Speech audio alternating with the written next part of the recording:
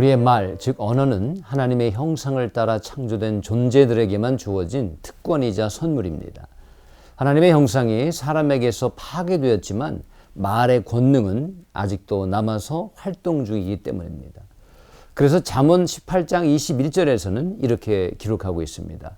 죽고 사는 것이 혀의 힘에 달렸나니 혀를 쓰기 좋아하는 자는 혀의 열매를 먹으리라. 즉 말에는 파괴적인 힘도 있지만 동시에 생명을 살리는 힘도 있다는 것입니다. 이게 말의 양면적인 능력입니다. 먼저 말의 파괴적인 면을 한번 보십시다.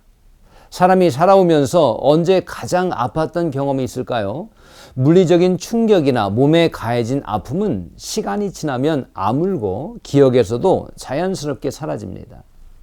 여성들이 아기를 낳는 고통은 너무나 대단해서 출산하면서는 다시는 아이를 안 낳겠다고 다짐한다죠. 그런데 그 고통도 금방 잊어버리고 둘째, 셋째를 또 낳는다고 하지 않습니까?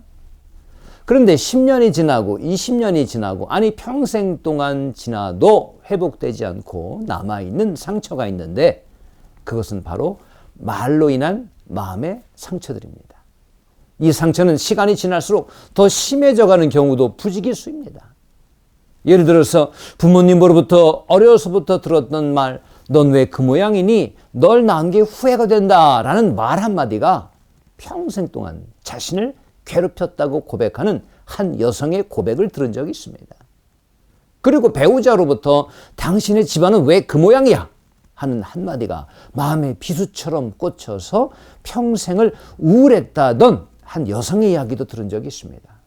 이 모두가 말로 인한 상처입니다. 이런 말의 파괴성 때문에 우리 인생이 억울하고 슬프고 우울하고 또 아픈 경우가 우리 주변에는 너무나 많은 것이죠. 이 짧은 인생을 우리는 그렇게 서로 원수가 되고 미워하고 분노하고 증오하면서 살아갑니다.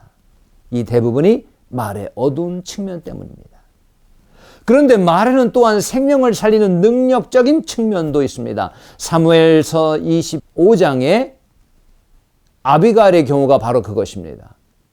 그녀의 남편 나발은 자기 소유의 양을 많이 가진 부자였습니다.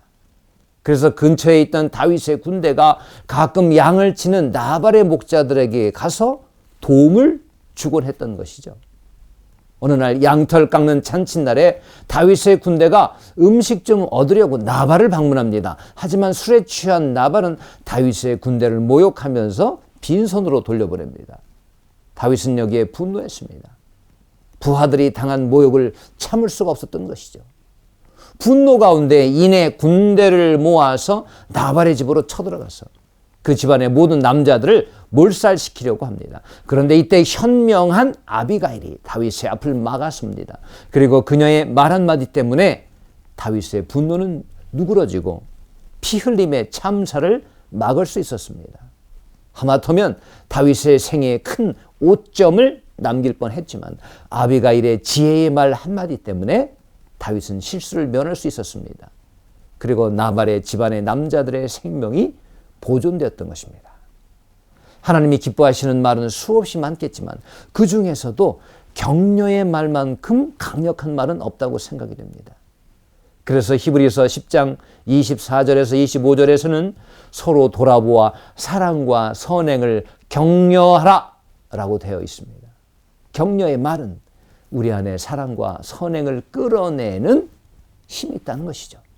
격려의 말은 사람들 안에서 변화를 일으키기 위한 하나님의 도구가 되는 것입니다.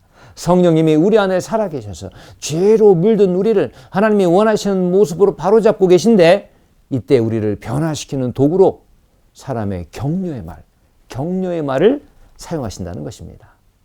여러분, 격려의 말로 여러분의 교회 안을 가득 채워서 누구든지 격려를 받고 새로운 힘을 얻을 수 있다면 성령님의 임재가 더욱 충만해지게 될 것입니다.